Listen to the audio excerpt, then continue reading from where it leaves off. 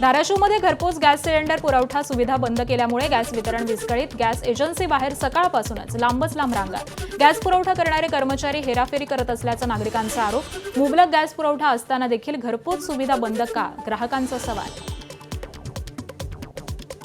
घरपोच सेवा बंद असल्यामुळं इथं आलो, पण इथं आल्यानंतर परिस्थिती पाहिली, लाईनला लोक तसेच आहेत आणि जी गावात जी डिस्ट्रीब्यूट करणाऱ्या गाड्या आहेत छोट्या, ते लोकांचे कॉन्टॅक्ट आहे, ते बाहेर अगोदरच बुकिंग करून पावत्या फाडून त्यांना बायपास घेऊन चाललेत, ते सिलेंडर घेऊन चाललेत आणि लाईनला थांबणारे तसेच आहेत. त्यांचे संबंध आहेत 4-5 लोकांचे प्रत्येकाच्या गाड्याचे आणि ते लोक बाहेर इतरांना देत चाललेत. धुळे जिल्ह्यातील केळी उत्पादक शेतकरी दुहेरी संकटात. युद्धामुळे केळीची निर्यात मंदावल्यामुळे भाव घसरले. दरवर्षी 1,700 ते 2,000चा मिळणारा दर आता 800 ते 1,000वरती. युद्धामुळे भंडारा जिल्ह्यातील जळाऊ लाकडांच्या विक्रीमध्ये मोठी वाढ. गॅस टंचाईमुळे गृहिणींच्या स्वयंपाकघरापर्यंत नागरिक पुन्हा एकदा चूल आणि लाकूड या पारंपरिक पर्यायाकडे वळलेत. गॅसच्या तुटवड्यानंतर पंढरपूरमधील भाजी मार्केट पडलंय ओस. हॉटेल बंद पडू लागल्यामुळे मार्केटमधील भाज्या फेकून देण्याची वेळ.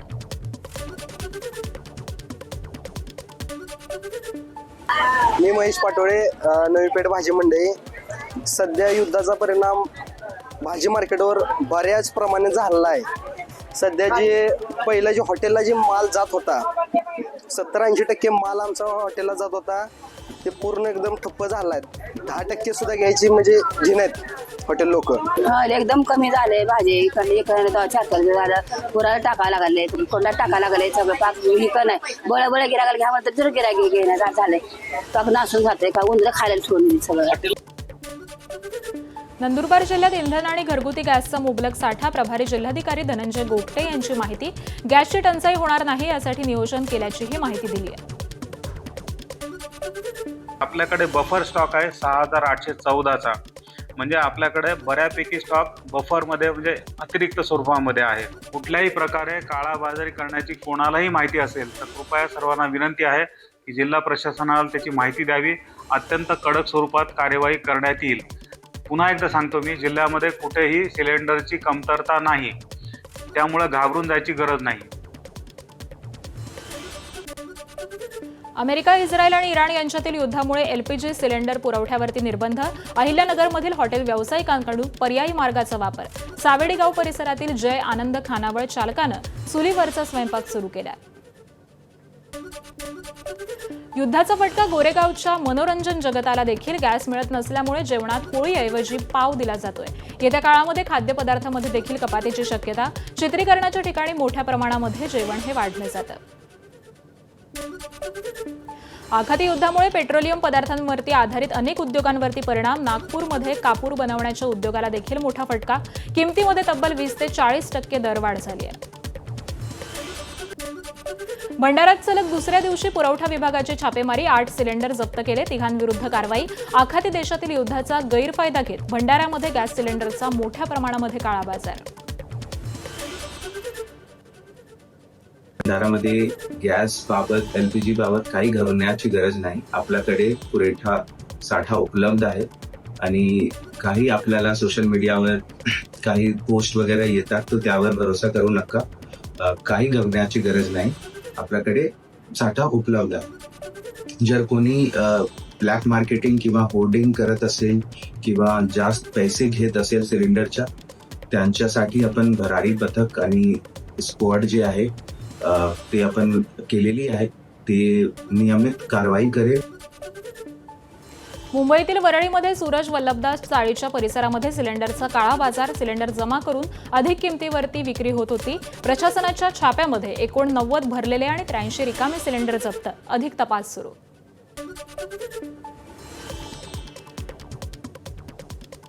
आणि यानंतर आत्ताची एक ब्रेकिंग बातमी जाणून घेऊयात. राज्य सरकारनं गॅस वितरणाबाबत नियमावली जारी केलेली आहे. शासकीय आश्रमशाळा, वसतिगृह यांना आता 100% गॅस पुरवठा हा केला जाणार आहे. त्याबरोबरच शासकीय खानावळ, मध्यान्ह भोजन आणि अंगणवाड्यांना 100% पुरवठा हा देखील मिळणार आहे. उपहारगृहांना 70%, त्याबरोबरच औषध प्रक्रिया 50%, मत्स्यपालन 50% पुरवठा हा केला जाणार आहे. त्यामुळे ही नवी नियमावली राज्य सरकारनं जारी केलेली आहे आणि यामध्ये शासकीय आश्रमशाळा असतील, वसतिगृह असतील यांना 100% गॅस पुरवठा हा केला जाणार आहे. त्याच पद्धतीनं शासकीय खानावळ, माध्यान्ह भोजन आणि अंगणवाड्या यांना देखील 100% गॅसचा पुरवठा हा केला जाणार आहे. त्यामुळे विद्यार्थ्यांना कोणत्याही अडचणींचा सामना करावा लागणार नाहीये. त्याचबरोबर जे उपहारगृह आहेत यांना देखील 70% गॅसचा पुरवठा हा केला जाणार आहे. औषध प्रक्रिया त्याचबरोबर मत्स्यपालन या उद्योगांना देखील आता 50% गॅसचा पुरवठा केला जाणार आहे.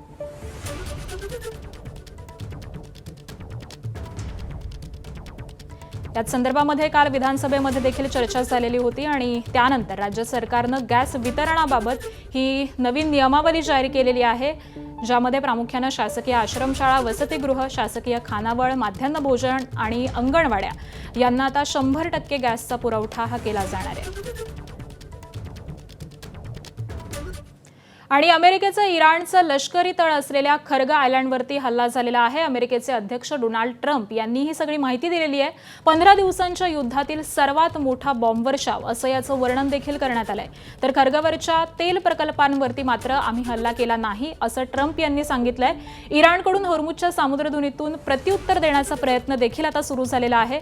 पर्शियन आखातातल्या खर्गमधूनच इराणचा तेल व्यापार हा होता आणि त्याच ठिकाणी आता अमेरिकेनं हल्ला केलेला आहे.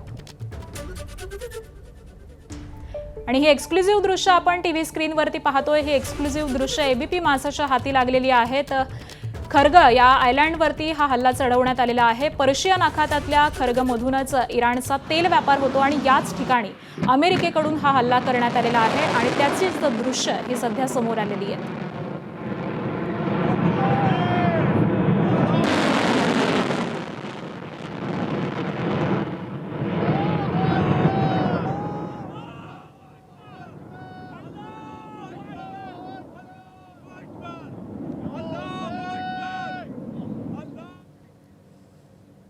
आणि यानंतर पुन्हा एकदा बातम्यांचा वेगवान आढावा घेऊयात. बुलढाण्याच्या क्षयरोग रुग्णालयातील स्वयंपाकघरामधून 17 एलपीजी भरलेल्या सिलेंडरसह इतर साहित्यांची चोरी, तांब्याच्या ऑक्सिजनची पाईपलाईन देखील काढून नेण्यात आली आहे.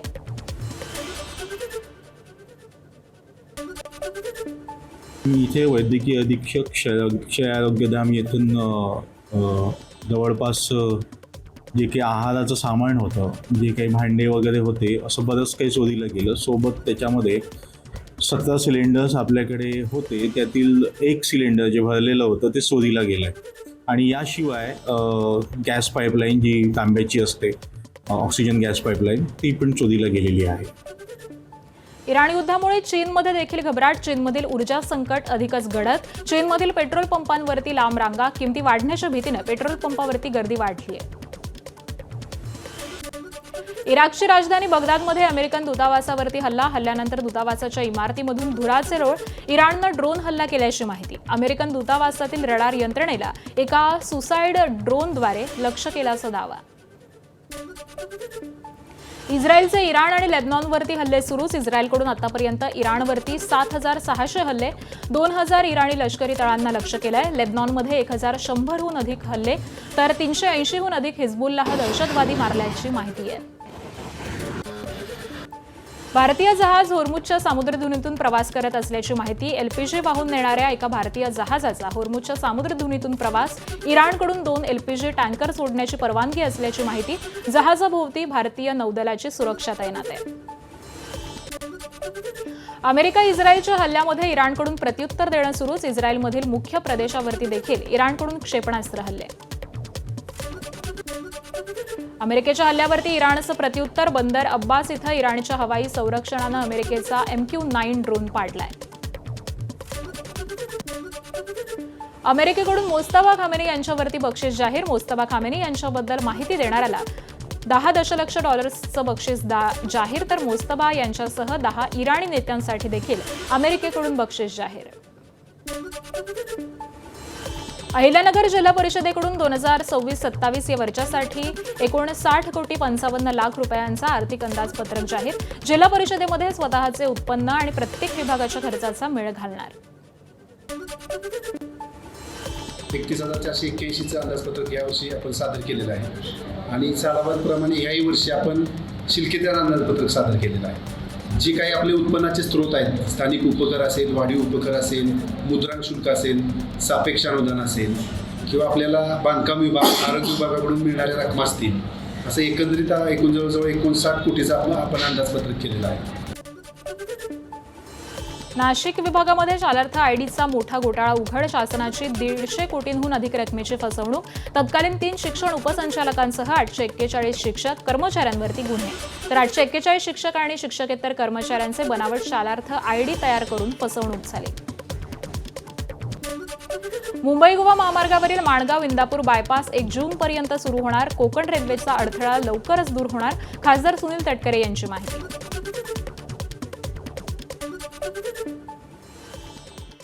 उरलेल्या कामांची अडचण एकाची 15 दिवसात दुरुस्त होईल आणि एकाची महिनाभरात दुरुस्त होईल. त्यामुळे असा प्रयत्न आहे की कुठल्याही परिस्थितीमध्ये 1 जून पर्यंत तो बायपासचं काम पूर्ण करून त्याच्यातून वाहतूक सुरू करण्याची त्यातून आज त्या ठिकाणी आदेश दिलेले आहेत. बदलापूर स्त्रीविष तस्करी प्रकरणामध्ये नाशिकचे IVF सेंटर सील करण्यात आल्याची रुपाली चाकणकर यांची माहिती. तर डोनरचं बनावट आधार कार्ड बनवणाऱ्या चौधरी नावाच्या व्यक्तीला देखील अटक केल्याची माहिती आहे. मल्टी IVF सेंटर ज्याची परवानगी नाशिकमध्ये आहे, पण ते बेकायदेशीररित्या ठाण्यामध्ये चालू होतं आणि हा चालवणारा डॉक्टर अमोल पाटील याला 3 मार्च रोजी पोलिसांनी अटक केली. सध्या तो न्यायालयीन कोठडीत आहे. 3 मार्चला अमोल पाटीलला अटक केल्यानंतर त्याच्या नाशिक इथल्या ART सेंटरवर तिथल्या आरोग्य विभागाने कारवाई केली आणि आरोग्य विभागाने हे सेंटर सील केलेलं आहे. मुंबईतील एशियाटिक सोसायटीची निवडणूक पुन्हा पुढे. धर्मादाय आयुक्तांचा निर्णय. माजी खासदार कुमार केतकर पॅनल विरुद्ध डॉक्टर विनय सहस्रबुद्धे पॅनल अशी मुख्य लढत असलेली ही निवडणूक आहे. KD तलोकर यांच्या देखरेखीखाली 5 सदस्यांची उपसमिती 2 महिन्यामध्ये मतदार यादी तयार करणार. नंतर 1 महिन्यामध्ये निवडणूक. सूत्रांची माहिती. यवतमाळच्या उमरसरा परिसरामध्ये किरकोळ वादामधून युवकावरती चाकू हल्ला. घटनेचं गंभीर जखमी तरुणाचा जागीच मृत्यू. अमोल खडसे असं मृत युवकाचं नाव आहे. पोलिसांकडून तपास सुरू. धाराशिवमध्ये साठवण तलावावरील शेतकऱ्यांच्या शेती पंपांच्या तांब्यांच्या वायरवरती चोरट्यांचा डल्ला. तुळजापूर काळेगाव इथल्या 30 ते 40 शेतकऱ्यांची हजारो रुपये किमतीची शेती पंपाची तांब्याची वायर ही चोरीला गेली आहे.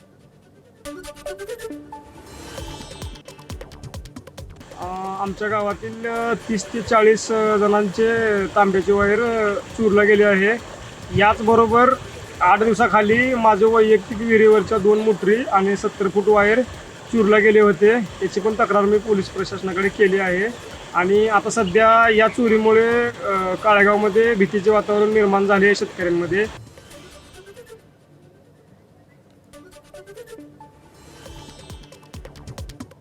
नागपुरातील कस्तुरचंद पार्क मैदानामध्ये 200 फूट उंच ध्वजस्तंभाचा लोकार्पण सोहळा हा मुख्यमंत्री देवेंद्र फडणवीसांच्या हस्ते पार पडतोय.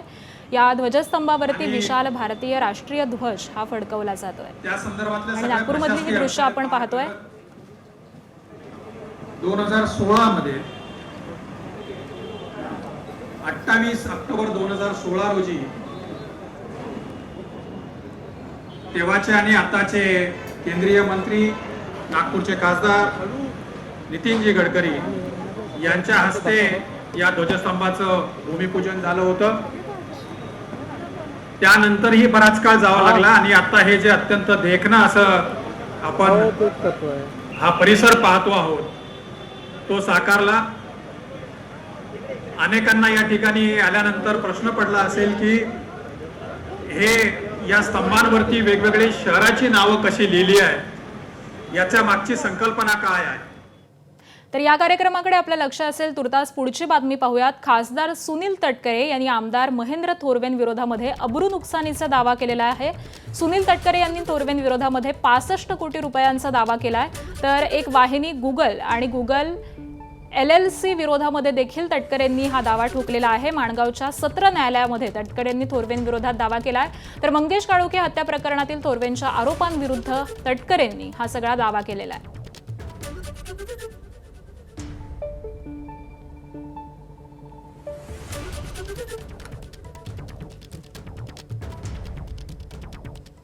आणि यानंतर पुन्हा एकदा बातम्यांचा वेगवान आढावा.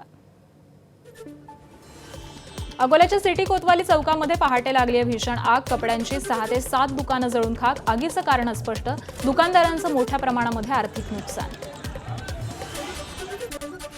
गडचिरोलीत चारमोशी आष्टी मार्गावरील सोनापूर इथे वळणावरती पोलिसांच्या वाहनाला चारचाकीची धडक. घटनेमध्ये 3 पोलीस अंमलदारांसह 6 जण जखमी. दोन्ही वाहनांचं मोठं नुकसान झालंय. सोलापूर विजापूर बायपास रोडजवळ भरधाव कारची कंटेनरला जोरदार धडक. अपघातामध्ये 2 तरुणांचा जागीच मृत्यू. इमादुद्दीन बागवान आणि अमन बागवान अशी मृत तरुणांची नाव आहेत. पालघरमध्ये भीषण अपघात. मालगाडीची धडक बसून 3 तरुणांचा मृत्यू. तिघेही पालघर पूर्वेतील वीरेंद्रनगर परिसरातले रहिवासी आहेत. तर अपघातापूर्वी पोलिसांनी तरुणांवरती हल्ला केल्याचा कुटुंबियांचा आरोप आहे. अहेरी आलापल्ली मार्गावरती जंगलात वणवा. वन विभागाकडून गावकऱ्यांमध्ये जनजागृती. तर दुसरीकडे जंगलात आग. खबरदारीचा उपाय म्हणून वन विभागानं फायर लाईन आखली आहे. रायगडमध्ये माथेरानच्या पायथ्याशी असलेल्या धसवाडी आदिवासी वाडीजवळ वणवा भडकलाय. वन विभागाच्या दुर्लक्षामुळे वनसंपदा नष्ट झाली आहे. कोल्हापुरात करवीर निवासिनी अंबाबाई मंदिराचा मुख्य गाभारा दर्शनासाठी बंद राहणार. मंदिर संवर्धन आणि दुरुस्तीच्या कामामुळे 14 ते 17 मार्च पर्यंत मुख्य गाभारात दर्शन बंद राहणार आहे. भाविकांना देवीच्या उत्सव मूर्ती आणि तत्वकलशाचं दर्शन हे घेता येणार आहे.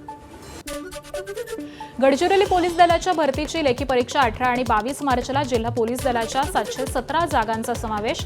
भरती प्रक्रियेमध्ये मैदानी चाचणी पूर्ण. लेखी परीक्षांचे प्रवेशपत्र महाआयटी पोर्टलवरती उपलब्ध आहे. मध्य रेल्वेच्या ट्रान्स हार्बर मार्गावरती उद्या मेगा ब्लॉक. ठाणे वाशी ठाणे पनवेल दरम्यान मेगा ब्लॉक घेण्यात येणार. प्रभादेवी पुलाच्या पाडकामासाठी पश्चिम रेल्वेवरती 5 तासांचा रात्रकालीन ब्लॉक. शनिवारी मध्यरात्री 1:30 ते सकाळी 6 पर्यंत ब्लॉक घेण्यात येणार. चर्चगेट ते दादर लोकल सेवा ही पूर्णपणे बंद राहणार. देशभरामध्ये वर्षभरात 166 तर राज्यामध्ये 41 वाघांचा मृत्यू. सरकारकडून विधान परिषदेमध्ये आकडेवारी जाहीर. वन संरक्षणातील हलगर्जीपणा, विषप्रयोग, शिकार, विद्युत प्रवाह त्याचबरोबर मानवी हस्तक्षेप वाघांच्या मृत्यूचं कारण ठरतं. मुंबईच्या बोरिवलीतील संजय गांधी उद्यानामध्ये आजपासून वनराणी धावणार. विस्टा डोम टॉय ट्रेन आणि वनराणी विंटेज टॉय ट्रेन गुजरातमधून दाखल. भारताचा चायनामन गोलंदाज कुलदीप यादव आज अडकणार विवाह बंधनात. बालपणीची मैत्रीण वंशिका चढ्ढासोबत लग्नगाठ बांधणार. विवाह सोहळ्याला अनेक भारतीय क्रिकेटपटू उपस्थित राहण्याची शक्यता आहे. सीबीआयकडून अनिल अंबानी यांचा मुलगा जय अनमोल अंबानी यांची चौकशी. आज पुन्हा चौकशीसाठी पाचारण. रिलायन्स होम फायनान्स कंपनीच्या कथित बँक घोटाळ्याचं प्रकरण. रिलायन्स होम फायनान्स कंपनीनं युनियन बँकेकडून घेतलेल्या 228 कोटींच्या कर्ज प्रकरणी बँकेनं सीबीआयकडे तक्रार केली होती.